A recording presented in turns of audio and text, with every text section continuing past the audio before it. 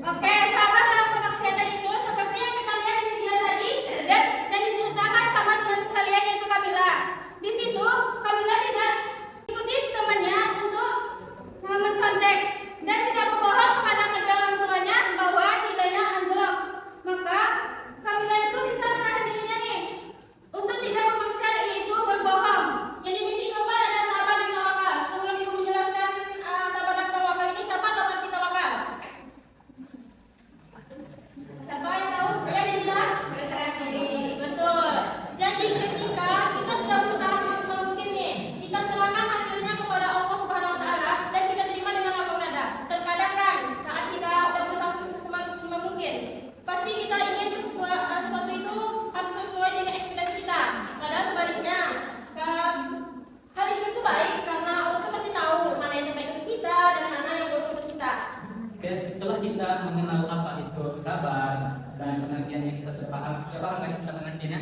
Sudah. Dimensi-dimensinya sudah paham kan?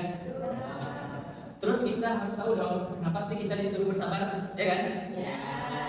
Coba kita buka HP-nya masing-masing, pada buka HP semuanya. Oke, silakan buka Al-Quran digital Al-Baqarah ayat 155 sampai 157.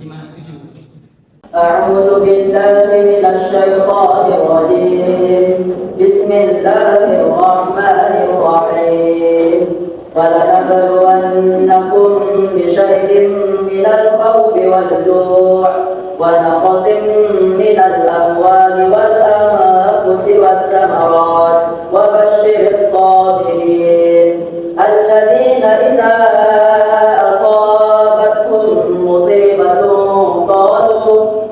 قالوا إنا لله وإنا إليه راجعون أولئك عليهم صلوات من ربهم ورحمة وأولئك هم المهتدون. صدق الله. Artinya, dan kami pasti akan memuji kamu dengan sedikit kesakitan, kelaparan, kekurangan harta, jiwa, dan kebutuhan. Dan sampaikanlah kabar gembira kepada orang-orang yang sabar, yaitu orang-orang yang apabila ditimpa musibah, mereka berkata, Inna lillahi wa inna ilaihi raji'un. Sesungguhnya kami milik Allah dan kepadanya lah kami kembali. Mereka itu. Oke, di sini ada 3 poin penting. Ya. Yang pertama, di situ Allah berfirman bahwasanya jika kalian terkena musibah akan ditinggikan derajatnya bagi orang yang bersabar. Jadi ketika kalian terkena musibah, contohnya ada yang meninggal, itu kan sebuah musibah. Nah, kita harus bersabar. Di situ perintahnya, kata perintah dari Allah Subhanahu Wa Taala. Tentunya kita harus wajib mengamalkannya, ya kan? Nah, selanjutnya di situ ada kalimat roji istidrak atau roji, yaitu kalimat inna lillahi wa inna ilaihi raji'un. Kapan itu dibaca? Ya, ketika kita terkena musibah, itu dia doanya. Terus poin yang kedua, yaitu Allah di situ mengatakan bahwasanya semua yang ada kalian miliki, rezeki kalian, HP kalian yang bagus, baju kalian yang cantik, kesehatan kalian yang bugar, itu adalah milik Allah Subhanahu Wa Taala. Terus yang ketiga, poin yang ketiga adalah semua itu dunia ini bersifatnya sementara. Kenapa? Karena kita akan meninggalkan semuanya itu, ya kan? Kita akan meninggal ketika terus kita masuk ke dalam barzakh atau alam kubur. Oke, kita kaitkan ini dengan kontekstual kita, dengan kehidupan kita, real kita. Bagaimana seorang Kamila tadi, dia menghadapi ujian dan nilai yang rendah, ya kan?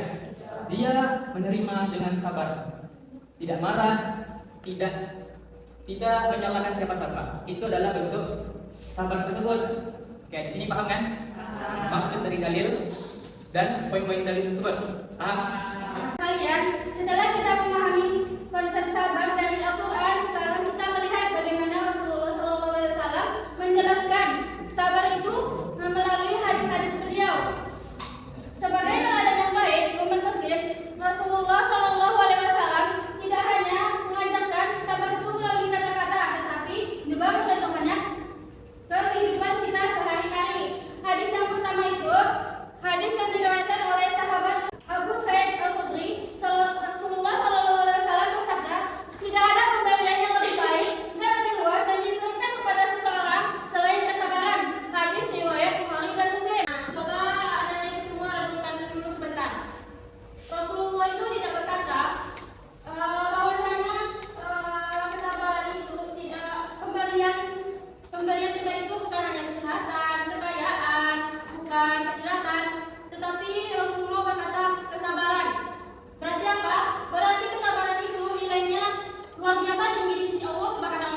Dalil yang kedua itu Nabi Muhammad SAW bersabda bahwasanya ketika Allah mencintai suatu kaum, Allah ketika mencintai suatu kaum, Allah akan memberikan musibah kepadanya.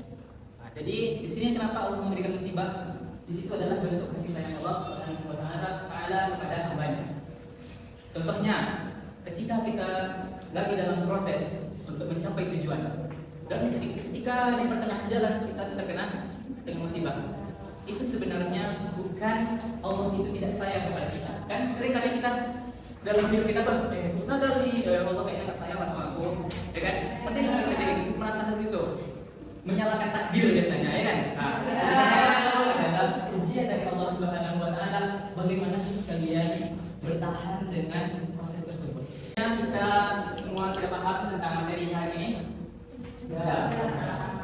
Bapak mau kalian bagi 3 kelompok. Kita akan menyelesaikan kasus ini, kasus si Ayu tadi. Oke, bagi 3 kelompok.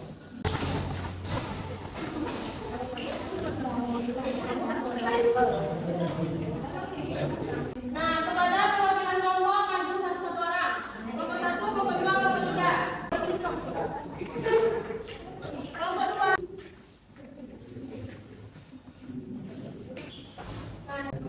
Jadi serikatnya itu adalah Ayu adalah siswa kelas 12 yang menghadapi tekanan akademik tinggi. Nilai matematikanya turun drastis, ibunya marah dan kecewa. Ayu merasa cemas, tidur kurang baik dan meragukan kemampuan dirinya. Dia berpikir bahwa hidupnya akan kacau jika tidak terus dengan nilai tinggi. Di saat bersamaan, teman-temannya terlihat lebih percaya diri sehingga Ayu semakin merasa terasing dan khawatir. Pertanyaan yang kedua yaitu dimensi sabar apa yang paling sesuai dengan kasus Ayu. Jadi dimensi sabar yang paling sesuai dengan kasus Ayu adalah sabar dalam menghadapi musibah atau ujian. Hal ini karena Ayu sedang menghadapi ujian berupa tekanan akademik, penurunan nilai, dan kecemasan terhadap masa depannya. Ia perlu bersabar dengan tetap berusaha, tidak putus asa, dan yakin bahwa setiap kesulitan akan disertai dengan kemudahan dari Allah Subhanahu wa taala. Tuliskan satu nasihat berdasarkan ajaran Islam yang dapat kalian sampaikan kepada Ayu. Jawabannya adalah jangan menyerah dan jangan berputus asa dari rahmat Allah. Teruslah berusaha memperbaiki hasil belajarmu. Berdoalah kepada Allah Subhanahu wa taala dan yakinlah bahwa setiap kesulitan pasti ada jalan keluarnya. Nilai yang rendah kelak menyentuh seluruh masa depanmu. Baik, sepertinya Bapak Ibu sudah paham ya dengan materi sabar, kemudian sudah dijelaskan juga hadisnya, dimensinya. Sekarang Ibu akan melakukan evaluasi pembelajaran. Siapa di sini yang suka game? Saya. Nah, Ibu akan melakukan evaluasi pembelajaran dengan permainan game. Harus cari soal dan ekspor semua dunia ini. Cari soalnya, oke? Jadi yang benar siapa yang paling banyak mendapat jawaban soalnya, oke? Jadi caranya kan udah ada pertanyaan sama temannya tidak ada, oke? Sama temannya, gabung sama temannya. Sudah siap semuanya?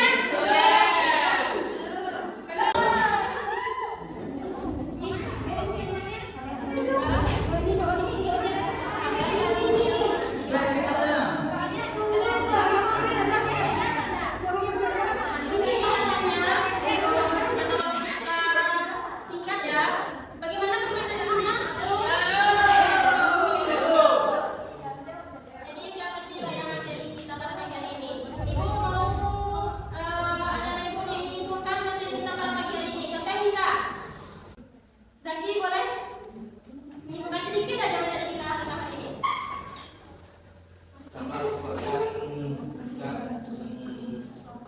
Sangat dicintai oleh Allah Subhanahu wa taala karena dalam kita sabar kita bersama diri kita dalam hal yang mengarah dalam keburukan.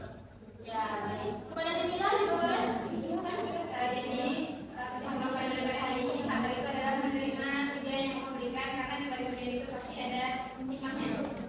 Ya, baik itu ya materi kita pada pagi hari ini. Semua sudah paham tentang materinya. Waktu pun sudah mulai berakhir. Kita tutup dengan membaca doa Alhamdulillah.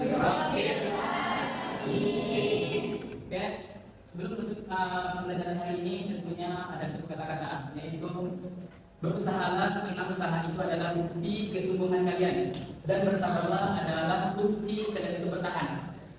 Kedua item ini adalah kunci untuk keberhasilan, untuk mendapatkan keberhasilan.